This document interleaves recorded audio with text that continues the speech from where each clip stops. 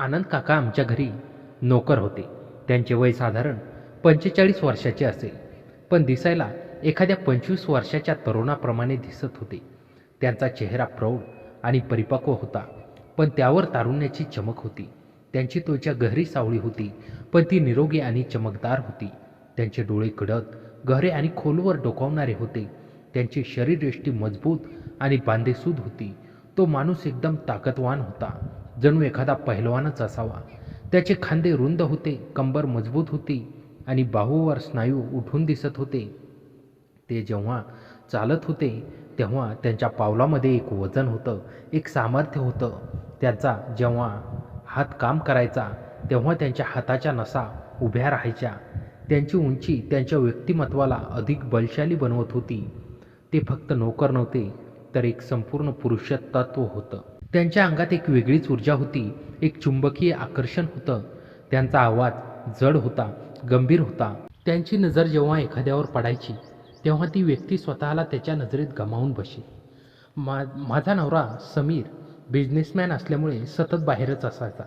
त्याला घरी यायची सवयच नव्हती. व्यस्तता, मीटिंग, डील्स, फोन कॉल्स या सगळ्यात तो गुंतलेला असायचा. माझ्यासाठी त्यांच्याकडे वेळच नव्हता. माझ्या भावनांना, माझ्या इच्छांना, माझ्या एकटेपणाला कोणीही विचारत नव्हतं. घर मोठं होतं, पण ते एकटेपणाचं कारागृह बनलं होतं. प्रत्येक खोलीत शांतता होती, पण ती शांतता मला गुदमरून टाकत होती. मी स्वतःला वर्षानुवर्ष दडपून ठेवलं होतं, पण आता माझी ती दडपणूक फुटायला तयार होती. एक दिवस आनंद काका कामाला आले. ते हॉलमध्ये झाडू मारत होते. त्यांचा एक हात झाडूवर फिरत होता आणि त्यांच्या खांद्याचे स्नायू हलत होते. त्यांच्या कमीजच्या बाह्या चढवलेल्या होत्या, त्यामुळे त्यांचे मजबूत हात स्पष्ट दिसत होते. त्यांच्या कपाळावर हलकासा घाम होता. तो घाम त्यांच्या गालावरून खाली वाहत होता. ते पाहून माझं मन अस्वस्थ झालं. मी त्यांच्याजवळ गेले. माझी पावले जड झाली होती. माझं हृदय जोरजोराने धडधडत होतं. मी त्यांना म्हणाले, आनंद काका, तुम्ही माझी एक इच्छा पूर्ण करू शकता का? माझा आवाज थरथरत होता. माझ्या डोळ्यात एक वेगळीच चमक होती. त्यांनी मला हळूच विचारले, कोणती इच्छा मॅडम? त्यांचा आवाज गंभीर होता, पण त्यात एक कुतूहल होतं. त्यांनी झाडू बाजूला ठेवला. ते माझ्याकडे पूर्णपणे लक्ष देऊन उभे राहिले. मी त्यांच्या डोळ्यात थेट बघून म्हणले, जे सुख माझ्या नवऱ्याकडून मला मिळत नाही ती इच्छा. माझा तो स्पष्ट आणि थेट प्रश्न ऐकून ते स्तब्ध झाले. त्यांचे डोळे विस्फारले, ओठ किंचित उघडे राहिले. त्यांचा श्वास थांबल्यासारखा झाला. आधी तर ते काहीच बोलू शकले नाही. त्यांच्या डोळ्यात गोंधळ होता, आश्चर्य होतं, कदाचित भीतीही होती. त्यांचे हात किंचित कापत होते. त्यांचा चेहरा लाल झाला. त्यांनी खाली पाहिलं, मग वर पाहिलं. त्यांच्या नजरेत एक संघर्ष होता. एकीकडे त्यांची प्रामाणिकपणाची निष्ठा होती, तर दुसरीकडे काहीतरी अकलनीय होतं. त्यांना काहीतरी उत्तर द्यायचं होतं. पण इतक्यात मी माझे ओठ त्यांच्या ओठावर टेकवले. मी त्यांना हळुवारपणे किस करायला सुरुवात केली. तो किस हलका होता, मऊ होता, पण त्यात माझी वर्षानुवर्षाची तहान होती. माझे ओठ त्यांच्या कोरड्या ओठांना भिजवत होते. मी त्यांच्या ओठांचा स्पर्श अनुभवत होते. त्यांचे ओठ आधी थोडे कठीण होते, पण हळूहळू ते मऊ झाले. त्यांचा श्वास जड झाला. त्यांचे हात थरथरत माझ्या कमरेवर आले. त्यांनी मला हलकेच धरले. त्यांच्या बोटांचा स्पर्श माझ्या कमरेला जाणवत होता. तो स्पर्श माझ्या शरीरात विद्युत प्रवाहासारखा पसरला. मी माझे डोळे मिटले. मी त्यांच्या मिठीत सामावले. त्यांची छाती माझ्या छातीला लागली होती. त्यांच्या हृदयाचा ठोका मला जाणवत होता. तो धडधडत वेगवान होता. मी त्यांचे ओठ अधिक घट्ट दाबले. त्यांच्या ओठांनी मला उत्तर दिलं. त्यांच्या ओठांनी मला प्रेम दिलं. त्यांच्या मिठीत मी विसावले. मी कोण आहे, मी कुठे आहे, त्या क्षणी फक्त ते होते. त्यांचा स्पर्श, त्यांचे ओठ, तो किस हळूहळू अधिक गहरा होत गेला. त्यांचे हात माझ्या पाठीवरून सरकले. त्यांनी माझा चेहरा आपल्या हातात घेतला. त्यांचा अंगठा माझ्या गालावरून फिरवत होता. त्यांची नजर माझ्या डोळ्यात होती. त्या नजरेत आता कोणतीही हिचकिचाट नव्हती. तिथे फक्त प्रेम होतं, फक्त इच्छा होती, फक्त ओढ होती. मी त्यांच्या डोळ्यात स्वतःला पाहिलं. तिथे मी एक स्त्री होते, भुकेलेली, प्रेमासाठी तयार आणि पूर्णपणे त्यांच्यात हरवलेली. त्या क्षणी जग थांबलं होतं. फक्त आम्ही दोघे होतो. नमस्कार मित्रांनो, माझं नाव स्नेहल. माझं वय 25 वर्ष आहे, पण मी दिसायला 16 वर्षाची वाटते. माझ्या लग्नाला 7 वर्ष झाली आहेत, पण आजपर्यंत मला माझ्या पतीकडून त्या प्रेमाची अनुभूती मिळाली नाही, जी एका पत्नीला तिच्या पतीकडून मिळायला हवी. माझ्याकडे सर्व काही होतं, पैसा, नाव, प्रसिद्धी, बंगला, गाडी, नोकर, चाकर. पण जे नव्हतं ते म्हणजेच पतीचं प्रेम, ज्याची मी नेहमीच तहानलेली होती. माझे सासरे आधीच वारले होते. पतीला कोणी भाऊ नव्हता. 2 बहिणी आहेत, त्या दोघींचे लग्न झाले आहेत. याशिवाय घरात बरेच लोक होते, नोकर, ड्रायव्हर. पण माझे पती अजूनही घरी आले नव्हते. घरात एक 45 वर्षाचा नोकर होता, ज्यांचं नाव आनंद होतं. पण त्यांना सर्वजण आनंद या नावाने हाक मारत होते. मी त्यांना आनंद काका अशी हाक मारत होते, कारण ते माझ्यापेक्षा वयाने मोठे होते. ते एकदम उंच, रुंद, सावळी त्वचा, त्यावर उभारलेले स्नायू आणि डोळ्यामध्ये एक गहन आकर्षण असलेले होते. ते फक्त एक नोकर नव्हते, त्यांच्या उपस्थितीत काहीतरी होतं जे माझ्या भावनांची गती बदलत होतं. त्या दिवशी दुपारी मी खोलीत एकटी होते. खूप उकाडा होता आणि मी फक्त एक हलकी नाईटी घातली होती. ती नाईटी इतकी मऊ आणि बारीक होती की तिच्यामधून माझ्या शरीराची ऊब बाहेर येत होती. घामाच्या हलक्या थेंबांनी माझी मान आणि नाईटी ओलसर झाली होती. त्या घामाचे थेंब माझ्या गळ्यावरून हळूहळू खाली सरकत होते आणि माझी त्वचा चमकत होती. खिडकीतून येणारा उन्हाचा किरण माझ्या अंगावर पडत होता आणि मी त्या उकाड्याने थोडी अस्वस्थ झाले होते. माझ्या केसांच्या काही लटा चेहऱ्यावर अडकल्या होत्या आणि मी त्या बाजूला सारण्याचा प्रयत्न करत होते. पण उसळलेल्या उकाड्याने माझा श्वासही जड झाला होता. मी खोलीत हळूहळू चालत होते, स्वतःला थोडी हवा मिळावी म्हणून. तेवढ्यात दारावर टकटक झाली. आनंद काकांनी विचारलं, मॅडम, मी आत येऊ का? त्यांच्या त्या जड गंभीर आवाजाने मी थोडी चक्रावली. तो आवाज खोलीतल्या शांततेला भेदणारा होता. त्यात एक वेगळी शक्ती होती. मी माझा गळा साफ करत म्हणाले, होय. माझा आवाज थोडा बसलेला आला. दार हळूच उघडले आणि आनंद काका आत आले. त्यांच्या हातात झाडू होता. ते उंच, रुंद खांद्याचे आणि सावळ्या त्वचेचे होते. त्यांच्या कपाळावर हलकासा घाम होता. त्यांच्या डोळ्यात गहनता होती, जणू ते माझ्याकडे पाहताना खोलवर काहीतरी शोधत होते. त्यांचे साधे कमीज त्यांच्या शरीराला चिटकलेले होते. त्यांच्या हाताच्या नसा उभारलेल्या होत्या, ज्यामुळे त्यांचे हात अधिक बलशाली दिसत होते. त्यांच्या डोळ्यात एक विशिष्ट चमक होती. मी लगेच उठले आणि जवळच्या आरशासमोर उभे राहिले. मी माझे केस सावरायला लागले, पण माझे हात थोडे थरथरत होते. मी आरशात स्वतःला पाहत होते, पण माझी नजर आरशातून आनंद काकांकडे जात होती. ते खाली वाकून मला साफ करायला लागले. त्यांच्या पाठीच्या स्नायूंची हालचाल कमीजमधून स्पष्ट दिसत होती. त्यांच्या हातांच्या प्रत्येक हालचालीत एक शिस्त आणि सामर्थ्य होतं. त्यांचे श्वास हळू आणि जड होते. ते झाडू फिरवत होते तेव्हा त्यांच्या खांद्याचे स्नायू वरखाली होत होते. मला ते सारं अकल्पनीय वाटत होतं. त्यांचं अस्तित्व संपूर्ण खोलीत पसरलं होतं. अचानक झाडू माझ्या नाईटीच्या पदरात अडकला. आनंद काका म्हणाले, सॉरी मॅडम, आणि त्यांनी झटकन झाडू काढण्याचा प्रयत्न केला. पण त्याआधीच माझी नाईटी थोडी सरकली. माझा खांदा आणि कमरेचा भाग उघडा झाला. त्या क्षणी वेळ जणू स्थिरावली. माझं हृदय जोरजोरात धडधडायला लागलं. धडधड इतकी वेगवान झाली की मला वाटलं की खोलीत ऐकू येईल. माझा श्वास थांबल्यासारखा झाला. माझी त्वचा त्या स्पर्शाने जणू जळून गेली. आनंद काकांच्या डोळ्यांनी ते उघडे शरीर पाहिलं. त्यांची नजर खिळली. ते आपली नजर हटवू शकले नाहीत. त्यांच्या डोळ्यात एक विलक्षण चमक आली. त्यांच्या ओठावर एक हलकं कंपन होतं. मी काही बोलू शकले नाही. माझे शब्द गळ्यात अडकले होते. माझ्या शरीरातून एक विद्युत प्रवाह पळाला. खोलीत एक वेगळीच ऊब भरली होती. पण ती फक्त हवामानामुळे नव्हती. ती ऊब माझ्या अंगातून, माझ्या शरीरातून, माझ्या प्रत्येक अणूतून निघत होती. ती ऊब 2 शरीरांमधील अंतर कमी करत होती. त्या क्षणानंतर काहीतरी मूलभूत बदलले. आनंद काकांच्या डोळ्यामध्ये काहीतरी जागरूक झालं होतं. त्यांच्या नजरेत आता फक्त आदर नव्हता, तर त्याबरोबर एक नवी ओढ होती. त्यांची नजर माझ्या डोळ्यांना भिडली. त्या 2 नजरांमध्ये अबोल संवाद होत होता. त्यांच्या डोळ्यात मी तहान पाहू शकत होते. त्यांच्या श्वासांची गती वाढली होती. त्यांच्या छातीचा ठोका मला जवळून जाणवत होता. माझे श्वास वेगवान होत चालले होते. माझ्या ओठांवर कोरडेपणा आला होता. मी झटकन नाईटीचा पदर सावरला आणि स्वतःला सांभाळण्याचा प्रयत्न केला, पण माझे हात थरथरत होते. मी म्हणाले, आनंद काका, बाहेर जा. माझा आवाज मंद होता, बसलेला होता आणि त्यात एक कंपन होतं. ते काही न बोलता उभे राहिले. त्यांनी झाडू उचलला. त्यांनी डोळ्यांनी शेवटचा एक नजरेचा बाण माझ्यावर टाकला. तो एक ओला, उबदार आणि गहन नजर होती. मग ते हळूहळू दाराकडे वळले. त्यांची पावले जड होती. दाराजवळ जाऊन ते एकदम थांबले. त्यांनी मागे वळून पाहिलं. त्या नजरेत सगळं काही सांगून दिलं. मग ते बाहेर पडले आणि त्यांनी दार हलकेच बंद केलं. पण त्यांच्या जाण्याने खोलीत ती अनुभूती तशीच राहिली. त्यांचा वास, त्यांचा स्पर्श, त्यांची ऊब, सारं काही तिथेच होतं. मी एकटे होते, पण एकटी वाटत नव्हते. माझं संपूर्ण शरीर एका नव्या अनुभूतीने भरलं होतं. मी खिडकीकडे गेले आणि बाहेर पाहिलं. आनंद काका खाली उभे होते. त्यांनी माझ्याकडे पाहिलं. त्यांच्या ओठावर एक हलकंसं हास्य होतं. त्यात संमती होती, ओढ होती, गूढ होतं. आणि मला माहीत होतं, आता काहीतरी सुरू झालं होतं. काहीतरी अबोल, काहीतरी गहन, काहीतरी प्रचंड. आता तो क्षण आम्हा दोघांमध्ये कायमचा कोरला गेला होता. त्या रात्री झोप माझ्या डोळ्यांपासून कोसो दूर होती.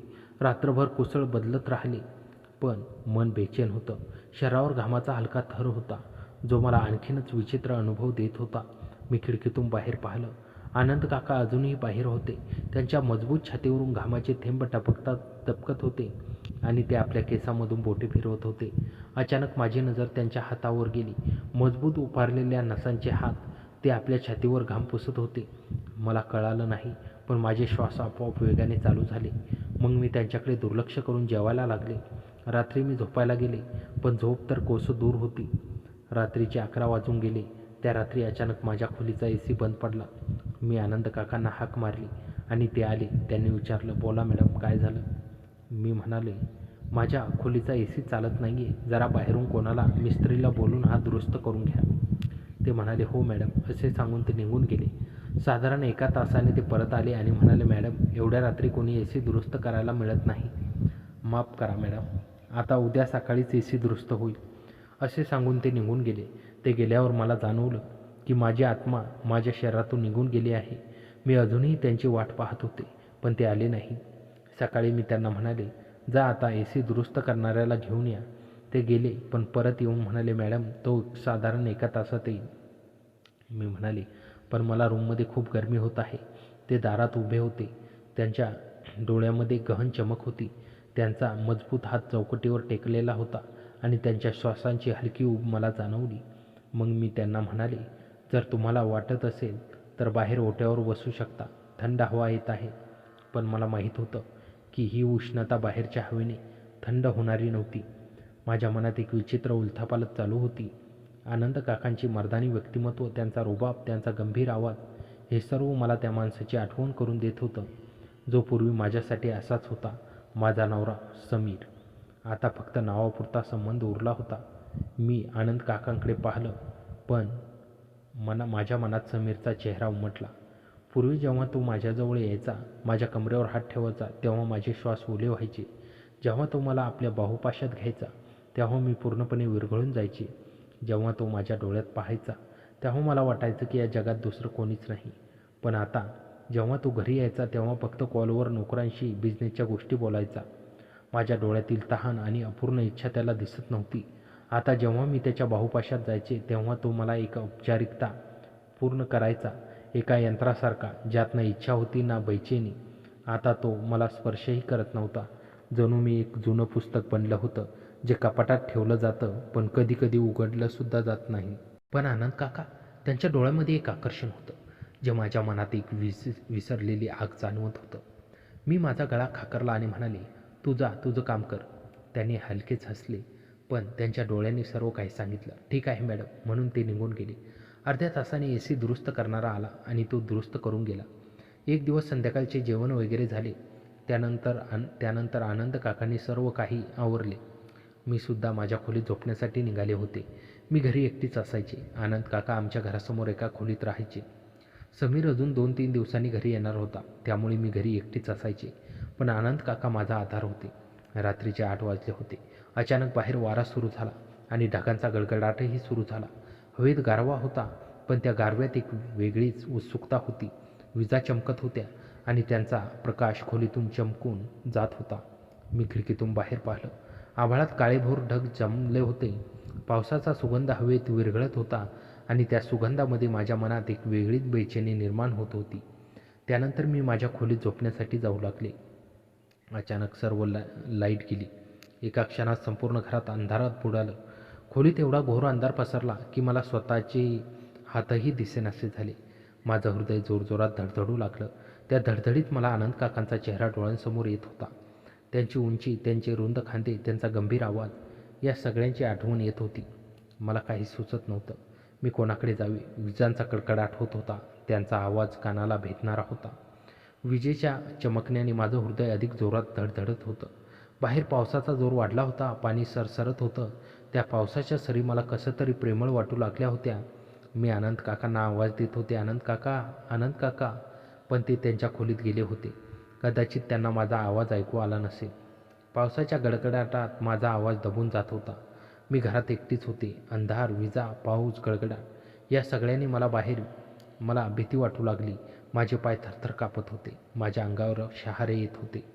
मी खोलीत उजेड करायचा प्रयत्न करू लागले. मी अंधारात हात सरकवत भिंतीला धरत हळूहळू किचनकडे जाऊ लागले. माझ्या पावलांना किंचित कंपन होतं. प्रत्येक विजेच्या चमक्याने मला थोडा प्रकाश मिळत होता आणि त्यात मी पुढे जात होते. माझ्या डोळ्यांना अंधाराची सवय होऊ लागली होती, पण तरीही मला भीती वाटत होती. मी किचनमध्ये पोचले. तिथे मला एक मेणबत्ती सापडली आणि माचीसही सापडली. माझ्या हाताने माचीस पेटवली. थोड्या प्रयत्नानंतर मेणबत्तीची ज्योत पेटली. त्या लहानशा ज्योतीने संपूर्ण किचन उजळून निघालं. त्या उजेडात माझ्या जीवात जीव आला. मी खोल श्वास घेतला. मी ती मेणबत्ती घेऊन माझ्या रूमकडे जाण्यासाठी निघाले. माझी पावले अजूनही थरथरत होती. मी मेणबत्ती माझ्या खोलीत एका टेबलवर ठेवली. त्या ज्योतीचा प्रकाश खोलीत पसरला होता. मी मागे वळाले, पण अचानक माझ्या नाईटीचा पदर त्या मेणबत्तीवर गेला आणि मागून माझी नाईटी पेटली. मला ते लवकर समजलं नाही, पण मला मागून उजेड जास्त दिसायला लागला तेव्हा कळले. मी मागे वळून पाहिलं तर माझी नाईटी पेटली होती. मी ती नाईटीत झटकण्याचा प्रयत्न करू लागले, पण आग वाढत होती. मी जोरजोराने ओरडू लागले, वाचवा, वाचवा. माझ्या ओरडण्याचा आवाज इतका मोठा होता की बाहेरून आनंद काकांनासुद्धा तो आवाज गेला. ते लगेच पळत आले. त्यांनी मला पाहिलं तर माझ्या नाईटीला आग लागली होती. माझ्या पायालासुद्धा चटके लागत होते. मी ओरडत होते. काय करावे काही समजत नव्हते. डोळे भीतीने विस्फारले होते. तेव्हा आनंद काका धावत आले. त्यांच्या चेहऱ्यावर काळजी होती. त्यांनी एक चादर घेऊन माझ्या अंगावर टाकली. त्या चादरीने माझ्या अंगावरील आग जोराने विझवण्याचा प्रयत्न सुरू केला. प्रत्येक झटक्याने त्यांचे हात माझ्या शरीराला स्पर्श करत होते.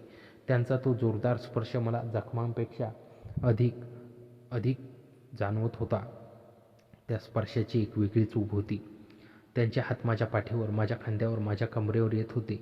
मी त्यांच्या त्या स्पर्शात हरवून जात होते. त्या वेळात माझी अर्धी नाईटी पेटली होती. आग विझवायचे नाव घेत नव्हती. आनंद काका मला म्हणाले, मॅडम नाईटी काढून टाका. त्यांचा आवाज गंभीर होता, पण त्यात एक घाबरगुंडी होती.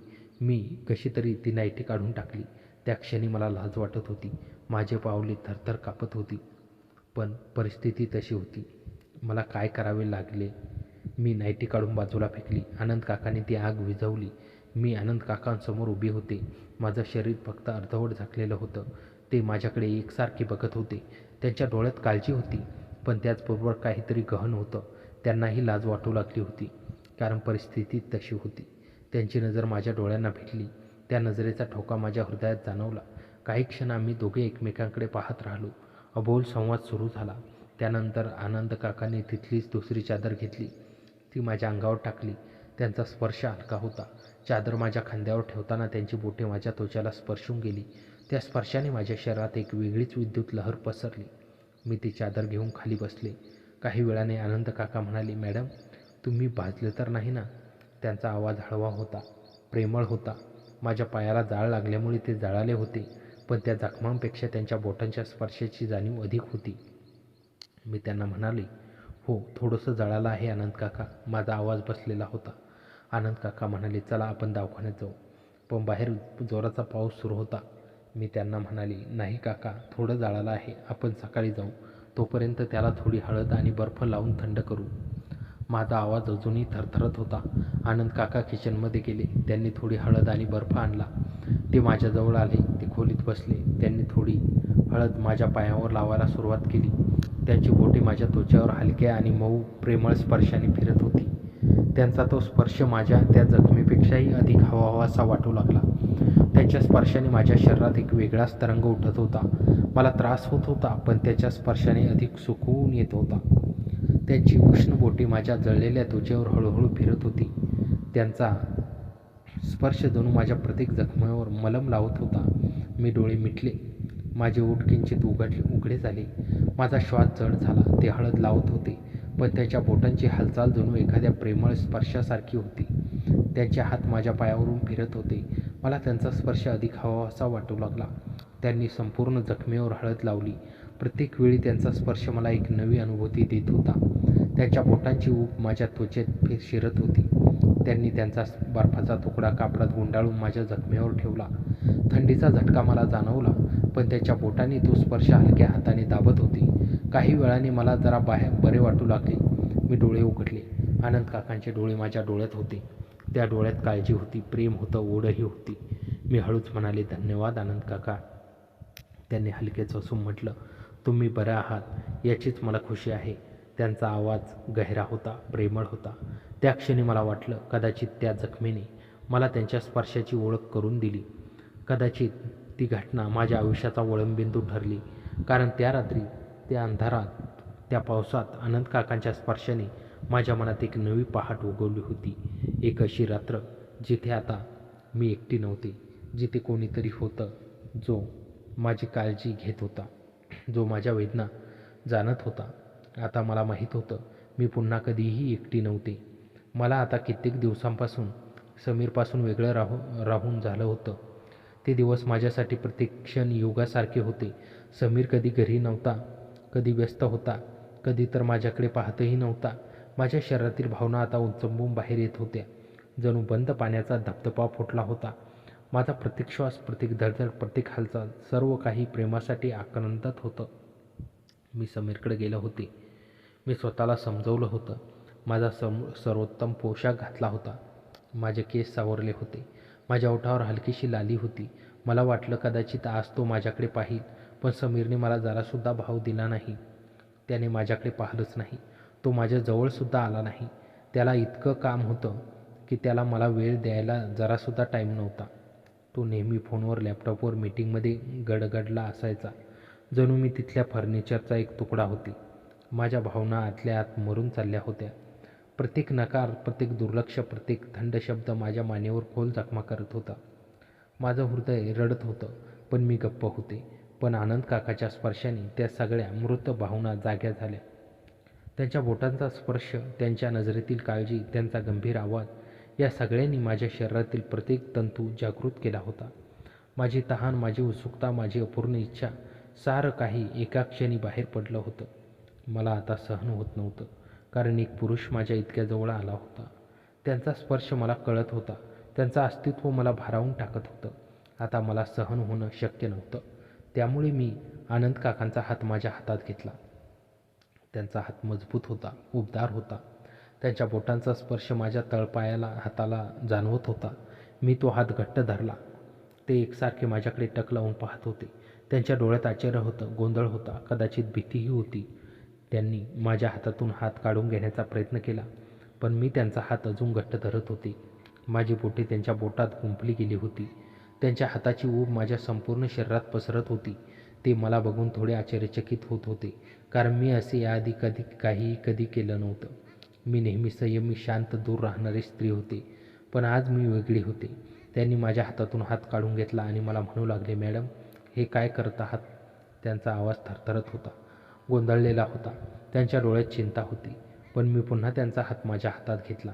यावेळी अधिक जोराने, अधिक हट्टाने मी त्यांना म्हणू लागले, मला या स्पर्शाची गरज आहे आनंद काका. तुम्ही माझ्यापेक्षा वयाने मोठे आहात. तुमच्यात परिपक्वता आहे, स्थिरता आहे. मला आता एका पुरुषाची गरज आहे. आणि मी कोणत्याही परपुरुषाच्या इतक्या जवळ अजून गेले नाही, फक्त समीर सोडला तर. माझा आवाज भारावून गेला होता. मी पुढे बोलले, कारण माझ्या नवऱ्याने मला आता हे करायला भाग पाडलं आहे. तो माझ्या जवळसुद्धा येत नाही. जेव्हा मला ताप येतो तेव्हा तो मला पाणीसुद्धा देत नाही. तो माझ्यावर जरासुद्धा प्रेम करत नाही. त्याच्यासाठी मी फक्त एक नाव आहे, एक ओळख आहे. त्यामुळे मी कित्येक दिवसापासून प्रेमाच्या या स्पर्शाची भुकेली आहे आणि मला तो स्पर्श तुमच्याकडून हवा आहे. माझ्या डोळ्यात अश्रू होते. माझा आवाज कापत होता, पण ते ऐकायला तयार नव्हते. त्यांनी पुन्हा माझ्या हातातून हात काढून घेतला, पण मी ऐकण्याच्या मूडमध्ये नव्हते, कारण माझी इच्छा आता शिगेला पोचली होती. माझी प्रत्येक भावना आता बाहेर पडायला तयार होती. मी माझे भान हरवले होते. मी जणू आता एका वेगळ्याच नशेत होते. एक असं नशीब जिथे फक्त भावना होत्या, फक्त इच्छा होत्या, फक्त प्रेम होतं. माझं एक मन मला रोखायला तयार होतं, पण दुसरं मन रोखायला तयार नव्हतं. त्यामुळे मी त्यांचा हात पुन्हा माझ्या हातात घेतला आणि त्यांना माझ्याजवळ ओढलं. त्यांचा चेहरा अगदी माझ्याजवळ आला. यावेळी त्यांचा नकार माझ्या डोळ्यात दिसत होता, पण त्याचबरोबर त्यांच्या डोळ्यात एक वेगळी ज्वाला दिसत होती. ती ज्वाला त्यांच्या मनाची खरी अवस्था सांगत होती. ते अगदी माझ्याजवळ होते. मी अंगावरील चादर बाजूला सरकवली. मी त्यांच्यासमोर उभी होते. माझं शरीर थरथरत होतं, पण त्यांचं लक्ष पूर्ण माझ्या डोळ्यांमध्ये होतं. माझ्या डोळ्यात एक भुकलेली स्त्री दिसत होती. एक स्त्री जी वर्षानुवर्षे प्रेमासाठी तहानलेली होती आणि मला त्यांच्या नजरेत एक स्पर्श, एक नवा उमंग दिसत होता. तो उमंग त्यांच्या मनातील सगळे बंधन तोडत होता. मी त्यांच्या ओठांजवळ ओठ नेले. माझे ओठ थरथरत होते. मी हळूच त्यांना किस करायला सुरुवात केली. तो किस हलका होता, मऊ होता, प्रेमळ होता. माझे ओठ त्यांच्या ओठांना स्पर्श करत होते. त्या स्पर्शात मला सारं विश्व विरघळल्यासारखं वाटलं. मी आता ज्या स्पर्शासाठी आतुरलेले होते, तो स्पर्श आता मला मिळू लागला होता. त्यांचे ओठ मऊ होते, उबदार होते. त्यांच्या ओठांचा स्पर्श माझ्या शरीरात विद्युत प्रवाहासारखा वाहत होता. पण आनंद काका असे एकदम स्तब्ध उभे होते. त्यांचं शरीर जणू दगडासारखं झालं होतं. त्यांना आता काय करावे काही सुचत नव्हतं. अचानक मी भारावून गेले होते. माझे ओठ त्यांच्या ओठावर हलके होते. माझे हात त्यांच्या मानेवर होते. मी त्यांना घट्ट धरलं होतं. असेच काही मिनिटे मी त्यांना हळूवार किस करत होते.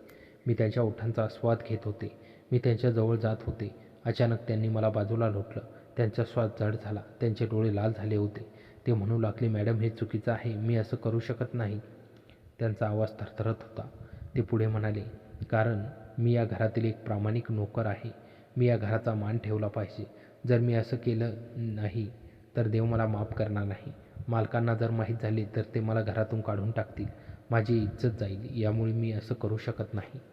त्यांचा आवाज बसलेला होता. त्यांच्या डोळ्यात संघर्ष होता. एकीकडे त्यांची इच्छा होती तर दुसरीकडे त्यांची प्रतिष्ठा.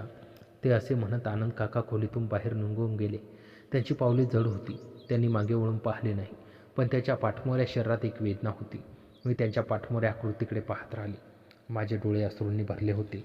मी एकटे होते, पण मला माहीत होतं आता माझी ही भावना कधी मरायची नव्हती. ती आता जागृत झाली होती आणि ती जागणार होती. दुसऱ्या दिवशी समीर घरी येणार होता, पण मला माहीत होतं की तो मला एक सेकंदही वेळ देणार नाही. दुपारी मी स्वयंपाकघरात उभे होते. त्याने माझ्याकडे न पाहता विचारलं, "माझा शर्ट इस्त्री झाला आहे का?" मी म्हणाले, "हो, आनंद काकाने इस्त्री करून आणला होता." समीरनं पहिल्यांदा लक्ष दिलं. "आनंद काका?" मी म्हणाले, "हो, तोच नोकर जो तुम्हाला कदाचित दिसत नाही." समीरने माझ्याकडे पाहिलं, मग आनंद काकांकडे पाहिलं. ते गार्डनमध्ये झाडांना पाणी घालत होते. त्याचं घामाने भिजलेलं शरीर, मजबूत बाहू आणि चमकणारा आकर्षक बांधा. मला माहीत होतं त्या क्षणी समीरच्या डोळ्यांनी जे पाहिलं होतं ते एका पुरुषाच्या नजरेतून पाहिलं होतं. समीर म्हणाले, "तू यांना जास्त काम करू देऊ नकोस. मी दुसरा नोकर ठेवतो." मी हलकंच हसले आणि म्हणाले, "कामाने माणूस थकतो, पण तुम्हाला काय माहीत थकवा कशाने येतो?" समीर काही बोलला नाही. त्यांना काय माहीत मीही आता थकले होते.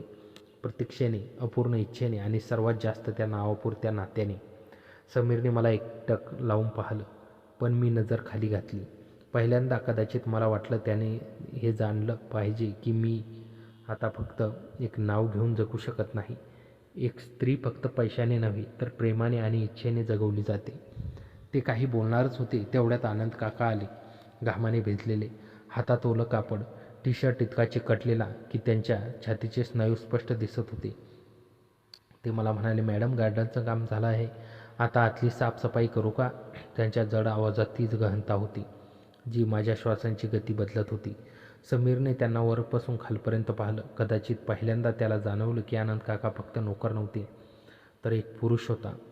समीर म्हणाला, "नको, आता बाहेर जा आणि माझी गाडी साफ कर." आनंद काकांनी माझ्याकडे पाहिलं आणि आमच्या नजरा मिळाल्या. आमच्या बोटांना आपोआप कंपन जाणवलं. त्याच्या जाण्याने खोलीतील ती ऊब कुठे गेली नव्हती, पण मी स्वयंपाकघराकडे वळले आणि स्वतःला सांभाळण्याचा प्रयत्न केला.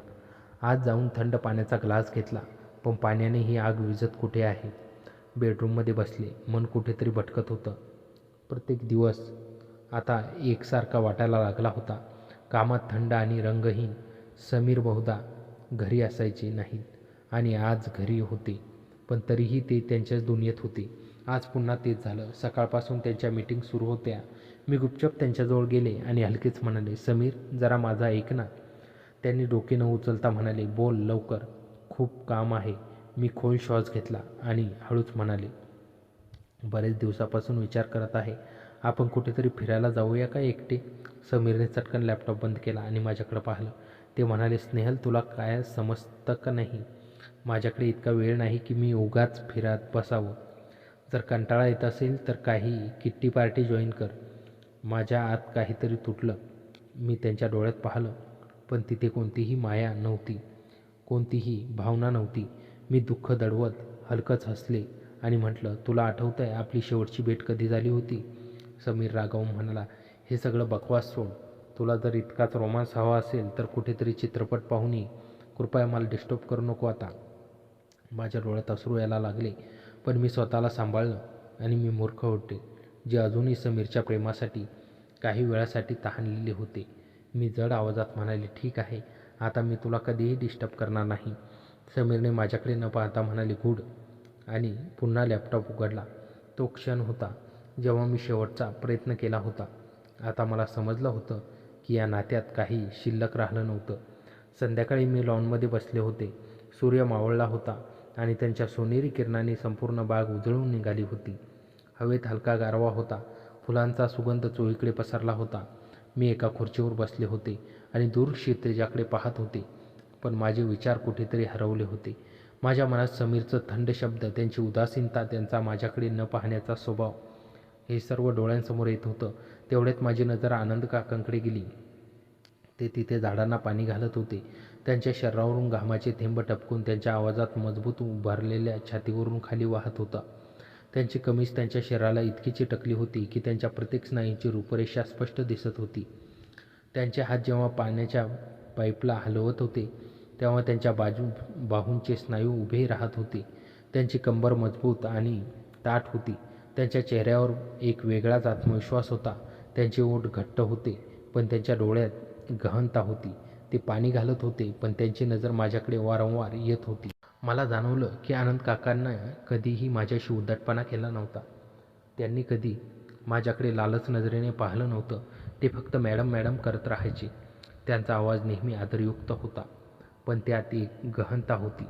त्यांनी नेहमीच माझ्या डोळ्यातील उदासीनता वाचली होती. जेव्हा मी एकटी बसायचे तेव्हा ते दुरूनच माझ्याकडे पाहायचे. त्यांच्या डोळ्यात काळजी होती. त्यांनी कधी विचारलं नाही, पण त्यांची नजर सारं सांगत होती. त्यांनी माझ्या प्रत्येक प्रश्नाचे उत्तर न बोलता दिलं होतं. जेव्हा मी दुःखी असायचे तेव्हा ते शांतपणे माझ्याजवळ उभे राहायचे. जेव्हा मी थकलेले असायचे तेव्हा ते न सांगता माझ्यासाठी पाणी आणायचे. त्यांनी कधी बोलून दाखवलं नाही, पण त्यांच्या कृतीतून सारं काही दिसत होतं. तेवढ्यात त्यांनी माझ्याकडे पाहिलं. त्यांनी पाण्याचा पाईप बाजूला ठेवला आणि हळूच माझ्याकडे आले. त्यांच्या पावलांचा आवाज हलका होता, पण त्यांच्या हृदयात जो गंभीरपणा उमटत होता त्याने ते माझ्या जवळ आले. त्यांच्या शरीरावर घामाचे थेंब अजूनही चमकत होते. त्यांचा श्वास थोडा जड झाला होता. ते म्हणाले, मॅडम, तुम्ही ठीक आहात ना? तुम्ही ठीक दिसत नाही आहात. त्यांच्या आवाजात कळकळ होती. त्यांचा आवाज जड होता, गंभीर होता, पण त्यात एक मऊसर ऊब होती. मी हलकंच हसण्याचा प्रयत्न केला, पण ते हास्य माझ्या ओठांवर अडकलं. मी म्हणाले, ठीकच आहे आनंद काका, फक्त थोडासा एकटेपणा आहे. माझा आवाज थरथरत होता.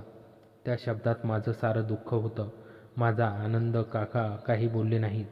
ते फक्त गप्प राहून माझ्याकडे पाहत राहिले. त्यांच्या डोळ्यात एक गहन समजूत होती. जणू ते माझ्या मनातील प्रत्येक भावना वाचत होते. त्यांच्या त्या मौनाने मला अधिक सांत्वन मिळालं, कारण शब्दांपेक्षा नजर कधीकधी अधिक बोलते. मला माहीत होतं, आता मला हा एकटेपणा भरून काढायचा आहे. मी माझं लक्ष समीरवरून हटवलं आणि आनंद काकांच्या वर केंद्रित केलं. मी त्यांच्या डोळ्यात पाहिलं. तिथे मला आदर होता, काळजी होती आणि काहीतरी अनपेक्षित होतं. आता आनंद काकाही पूर्वीसारखे नव्हते. ते फक्त माझे नोकर नव्हते, तर ते माझ्या एकटेपणाचे सर्वात जवळचे साक्षीदार बनले होते. आता त्यांच्या डोळ्यामध्ये ती संकोची नजर नव्हती जी आधी होती. आता तिथे काहीतरी वेगळं होतं. एक ओढ होती, एक आकर्षण होतं, एक गहन बंध.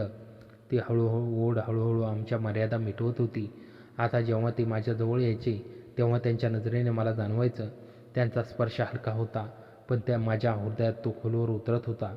ते यापेक्षा जास्त माझी काळजी घ्यायला लागले होते. मी जर थकलेले असायचे तर ते न सांगता माझ्यासाठी थंड पाणी आणायचे. त्या पाण्याच्या ग्लासात त्यांची काळजी असायची. जर माझी तब्येत ठीक नसायची तर ते हलक्या आवाजात विचारायचे, मॅडम डोके दाबू का? त्यांची बोटे माझ्या कपाळावर फिरवायची तेव्हा एक विचित्र शांतता माझ्या मनात पसरायची. जर मी उदास असायचे तर ते माझ्याजवळ येऊन उभे राहायचे. शब्द नसलेली ही साथ मला अधिक भावली. जणू त्यांना माझे मन समजायचे होते. त्यांना समजले होते की समीरने मला काही दिलं नाही, वेळ नाही, प्रेम नाही, आपुलकी नाही, स्पर्श नाही, पण आनंद काका हे सर्व न बोलता बोलत होते. एकदा असं झालं, उकाडा खूप होता. सूर्य आभाळात प्रचंड तापला होता. हवेतही उष्णता होती. मी खूप थकले होते. माझ्या अंगावरची साडी ओलसर झाली होती. मी लॉनमधून आत आले. हॉलमध्ये बसले. साडीचा पदर थोडा सरकला होता. मी शरीराला थोडा आराम देण्याचा प्रयत्न करत होते. मी माझा गळा, माझी मान, माझे खांदे यांना हवा देण्यासाठी पदर ढिला केला. माझ्या नाजूक मानेवर घामाचे थेंब चमकत होते. ते थेंब हळूहळू खाली सरकत होते आणि माझी त्वचा त्या ओलेपणाने चमकत होती. मी घाम पुसण्यासाठी टॉवेल शोधत होते, पण टॉवेल जवळ नव्हता. तेवढ्यात आनंद काका पुढे आले. त्यांच्या हातात एक थंड ओलं कापड होतं. ते म्हणाले, मॅडम हे घ्या. त्यांचा आवाज मंद होता. मी ते कापड घेण्यासाठी हात पुढे केला, पण त्यांनी स्वतःच ते कापड माझ्या मनगटावर ठेवलं. त्यांच्या बोटांनी हलकेच माझ्या बोटांना स्पर्श केला. तो स्पर्श हलका होता, पण माझ्या शरीरातून एक विचित्र शिरशिरी पळाली. ती शिरशिरी माझ्या मनगटापासून सुरू होऊन माझ्या संपूर्ण अंगात पसरली. माझा श्वास थांबल्यासारखा झाला. माझं हृदय जोरजोरात धडधडू लागलं. त्यांच्या बोटांचा स्पर्श माझ्या त्वचेवर अजूनही होता. त्या स्पर्शात एक वेगळी ऊब होती. त्यांचा स्पर्श फक्त त्वचेला नव्हता, तर माझ्या आत्म्याला होता. मी चकित होऊन त्यांच्या डोळ्यात पाहिलं. त्यांचे डोळे माझ्या डोळ्यात होते. त्या डोळ्यात आता नोकराची नजर नव्हती. तिथे एका पुरुषाची नजर होती. एका पुरुषाची. ती नजर मला स्त्री म्हणून पाहत होती. त्या नजरेत आदर होता, काळजी होती, पण त्याचबरोबर एक ओढही होती, एक इच्छा होती आणि एक गहन आकर्षण होतं. मी त्या नजरेपासून स्वतःला सोडू शकले नव्हते. त्या नजरेत मी माझी तहान पाहू शकत होते. मी माझी अपूर्ण इच्छा पाहू शकत होते. त्या क्षणी वेळ पूर्ण स्थिर झाली होती. फक्त आमच्या डोळ्यांचा संवाद सुरू होता. त्यांनी हळूच आपला हात मागे घेतला, पण तो स्पर्श माझ्या त्वचेवर कायमचा कोरला गेला होता. मी ते थंड कापड घेतलं, पण माझ्या स्पर्शाची ऊब अजूनही माझ्या हातावर होती. मी ते कापड माझ्या मानेवर ठेवलं. थंडीचा झटका मला जाणवला, पण त्यांच्या स्पर्शाची ऊब अधिक होती. मी डोळे मिटले. त्या क्षणी मला वाटलं, कदाचित या स्पर्शातून मला ते प्रेम मिळेल जे मी शोधत होते. कदाचित हाच तो क्षण होता जेव्हा मी माझ्या हृदयाचं ऐकायला हवं होतं. कारण प्रेम कुठल्याही सामाजिक मर्यादेत बंद नसतं, तर ते दोन हृदयातील गहन बंध असतं, जे कोणतीही भिंत ओलांडू शकतं. आणि त्या क्षणी मला जाणवलं, मी त्या बंधासाठी तयार होते. दुसऱ्या दिवशी मी सकाळी ओट्यावर बसले होते. हलकी हवा वाहत होती, पण माझी धडधडीत जलद होत्या. तेवढ्यात आनंद काका आतून बाहेर आले. शर्टाचे वरचे 2 बटन उघडे होते. घामाने भिजणारी, चमकणारी त्वचा, मजबूत कंबर. ते माझ्यापाशी येऊन थांबले. त्याने हलक्या आवाजात विचारलं, मॅडम तुम्हाला खूप उकाडा जाणवतोय? मी हलकं हसले आणि म्हणाले, तुला कसं कळलं? ते वाकून टेबलावरून पाण्याचा ग्लास उचलला आणि माझ्या पुढे केला, पण त्यावेळी त्यांची बोटे माझ्या हाताला जास्त वेळ स्पर्श करत राहिली. त्यांचा स्पर्श हलका होता, पण माझ्या हृदयात खोलवर उतरत गेला. मी पाणी पिले, पण माझी तहान भागली नाही. आता मला जाणवलं होतं की माझ्या शरीराला फक्त स्पर्शाची नाही, तर स्वीकारण्याची गरज होती. माझ्या एकटेपणाला फक्त सहानुभूतीची नाही, तर एका साथीदाराची गरज. आज समीर सकाळीच कुठल्या तरी बिझनेस कामासाठी बाहेर गेला होता. मी स्वतःला खूप रोखण्याचा प्रयत्न केला, पण आता मन मानत नव्हतं. आता मी स्वतःला फसवू शकत नव्हते. आता मला माहीत होतं माझं मन काय मागतंय. मी हळूहळू पायऱ्या उतरून खाली आली. आनंद काका हॉलमध्ये साफसफाई करत होते. शर्टाचे बटन उघडे होते. कपाळाहून हलका घाम आणि डोळ्यामध्ये तीच गहनता जी मला वारंवार आपल्याकडे खेचत होती. मी काही न बोलता त्यांच्याजवळ उभी राहिली. त्यांनी माझ्याकडे पाहिलं. त्यांच्या डोळ्यामध्ये हलकी बेचैनी होती. कदाचित त्यांना अंदाज आला होता की आज काहीतरी वेगळं घडणार आहे. मी हळूहळू म्हणाले, आनंद काका, मी आता हा एकटेपणा सहन करू शकत नाही. ते काही बोलले नाहीत, फक्त माझ्याकडे पाहत राहिले. मी पुढे सरसावले. त्यांच्या डोळ्यात मी स्वतःची प्रतिमा पाहिली. एक तहानलेली स्त्री, जिला फक्त प्रेम हवं होतं. मी त्यांच्याजवळ गेले. माझा हात त्यांच्या छातीवर ठेवला. त्याचं हृदय जोरजोरात धडधडत होतं. त्यांनी माझा हात हलकाच धरला. त्यांची बोटे माझ्या बोटात गुंफली गेली. मॅडम, त्याने हळू आवाजात म्हटलं. स्नेहल, मी म्हणाले. मला स्नेहल म्हणा. त्यांनी खोल श्वास घेतला. स्नेहल हे बरोबर नाही, पण मला हवं आहे, मी म्हणाले. मला फक्त प्रेम हवं आहे आणि तूच ते देऊ शकतोस. त्यांचे डोळे माझ्या डोळ्यात खोलवर उतरले. त्यांच्या हाताने माझा चेहरा हळूवारपणे स्पर्श केला. त्यांचा स्पर्श मला मऊ उबदार वाटला. तुला खात्री आहे? त्याने विचारलं. हो, मी कुजबुजले. मला कधीही एवढी खात्री नव्हती. त्यांनी मला आपल्या बाहुपाशात घेतलं. त्यांच्या मिठीत मला सुरक्षित वाटलं, जणू मी एका वादळातून आश्रयाला पोचले होते. त्यांचे ओठ माझ्या ओठांना भेटले. हळूहळू प्रेमाने, जणू ते माझ्या प्रत्येक दुखाला हलके स्पर्श करत होते. मी माझे डोळे बंद केले. त्यांच्या मिठीत मी विसावले. मी कोण आहे, कुठे आहे, फक्त डोळे होते, फक्त त्यांची ऊब, त्यांचा स्पर्श, त्यांचं प्रेम. हळूहळू आम्ही शांत झालो. त्यांनी पुन्हा एकदा मला प्रेमाने किस केलं आणि पुन्हा आम्ही दोघे एकमेकाच्या मिठीत सामावून शांतपणे झोपलो. नंतर आम्ही दोघे उठलो आणि आता आम्ही दोघंही लग्न करायचं ठरवलं. आता आमच्यासाठी कोणतीही भिंत नव्हती. आता ना कोणतीही हिचकिटाट होती, ना कोणतीही भीती. आता फक्त दोन अपूर्ण आत्मे नव्हतो, तर एकमेकांचेच झालो होतो. आनंद काका खोलीतून निघून गेल्यानंतर बेडरूममध्ये एक भयानक शांतता पसरली होती. खिडकीबाहेर पावसाचा जोर आणि विजांचा कडकडाट अजूनही सुरूच होता. भिंतीवरील घड्याळाचा टिकटिक असा प्रत्येक आवाज माझ्या धडधडणाऱ्या हृदयाच्या ठोक्यांशी जुळत होता. मी पलंगावर बसून राहिले. डोळ्यांतून अश्रू वाहत होते, पण मनात विचारांचं एक प्रचंड वादळ घोंगावत होतं. आज रात्री जे काही घडलं होतं ते फक्त एका भावनांचा उद्रेक नव्हता. त्यातून काहीतरी नवीन, अनपेक्षित आणि धोकादायक जन्माला आलं होतं. दुसऱ्या दिवशी सकाळी पाऊस थांबला होता, पण आकाशात ढगांची गर्दी तशीच होती. सकाळी 8 वाजता घरासमोर गाडी थांबल्याचा आवाज आला. समीर परत आला होता. तो घरात आला. त्याने नेहमीप्रमाणे त्याची बॅग सोफ्यावर फेकली आणि फोनवर बोलत बेडरूममध्ये गेला. माझ्याकडे एक नजरेचा कटाक्ष टाकण्याची तसदीही त्याने घेतली नाही. मी नेहमीप्रमाणे चहा घेऊन त्याच्या खोलीत गेले. समीर लॅपटॉपवर काहीतरी टाईप करत होता. मी चहाचा कप टेबलवर ठेवला. समीर, मी शांतपणे आवाजात म्हणले. हं, बोल. त्याने लॅपटॉपवर नजर न हटवता उत्तर दिलं. मला तुझ्याशी जरा महत्त्वाचं बोलायचं आहे. समीरने शेवटी मान वर केली आणि माझ्याकडे पाहिलं. त्याच्या नजरेत एक तीव्र संशय आणि बारकाई होती. काय झालंय? तुझा चेहरा असा पडलेला का आहे? आणि काल रात्री काही घडलं का घरात? तो प्रश्न ऐकून माझं हृदय एका क्षणीच थांबल्यासारखं वाटलं. मी स्वतःला सावरून म्हणाले, काल रात्री काय होणार? लाईट गेली होती आणि पाऊस होता. खूप. समीर उठला आणि माझ्या जवळ आला. त्याचा चेहरा अत्यंत गंभीर झाला होता. काल रात्री मी तुला फोन करत होतो स्नेहल. तू फोन उचलला नाहीस. मग मी खाली सिक्युरिटी आणि आनंदला फोन लावला, पण आनंदचाही फोन बंद होता. जवळजवळ 2 तास तो फोन लागला नाही. माझ्या पाठीतून एक थंड शॉक निघून गेला. काल रात्री जेव्हा मी आणि आनंद काका त्या भावनांच्या आगीच्या प्रसंगात होतो, तेव्हा समीर फोन करत होता. त्याचा फोन बंद असेल, नेटवर्क नसेल. मी कसाबसा आवाज स्पष्ट करत म्हणाले, हो असेल. समीरचा आवाज संशयाने भरलेला होता. पण आज सकाळी जेव्हा मी आनंदला पाहिलं, तेव्हा त्याच्या हातावर आणि मानेवरची चट्टे दिसले. जणू काही आगीचे चटके बसले आहेत. मी त्याला विचारलं तर तो म्हणाला की रात्री शेडमध्ये काम करताना दिवा पडला. स्नेहल, आपल्या घरात काल रात्री काही घडलंय का जे तू माझ्यापासून लपवतेस? माझे हात थरथरू लागले. मी तिथून निघून जाण्यासाठी पावले उचलली, पण समीरने माझा हात पकडला. त्याची पकड नेहमीपेक्षा वेगळी होती. त्यात राग नव्हता, एक भयानक कूटनीती होती. तुला आठवतंय स्नेहल? समीरने माझ्या कानाजवळ येऊन हलक्या पण भेदक आवाजात विचारलं. या घराच्या प्रत्येक कोपऱ्यात, हॉलमध्ये आणि पॅसेजमध्ये मी गेल्याच आठवड्यात सुरक्षेसाठी हिडन CCTV कॅमेरे बसवले आहेत, जे फक्त माझ्या फोनला कनेक्टेड आहेत. तो शब्द ऐकताच माझ्या पायाखालची जमीन सरकली. माझं डोकं सुन्न झालं. कॅमेरे? हॉलमध्ये आणि पॅसेजमध्ये कॅमेरे होते? मग काल रात्री मी आनंद काकांना केलेला केस, त्यांच्या मिठीत विसावणं, त्यानंतरचा तो नाट्यमय प्रसंग, हे सगळं त्या कॅमेऱ्यात रेकॉर्ड झालं होतं. मी घाबरून समीरच्या डोळ्यात पाहिलं. त्याच्या चेहऱ्यावर एक क्रूर रहस्यमय हसू होतं. तो काहीच बोलला नाही. फक्त त्याने खिशातून एक फोन काढला आणि स्क्रीन माझ्यासमोर केली. स्क्रीनवर एक व्हिडिओ फाईल प्ले होण्यासाठी तयार होती. तुला काय वाटतं स्नेहल, मी बिझनेसच्या कामात इतका व्यस्त असतो की मला तुझ्या हालचाली कळत नाही?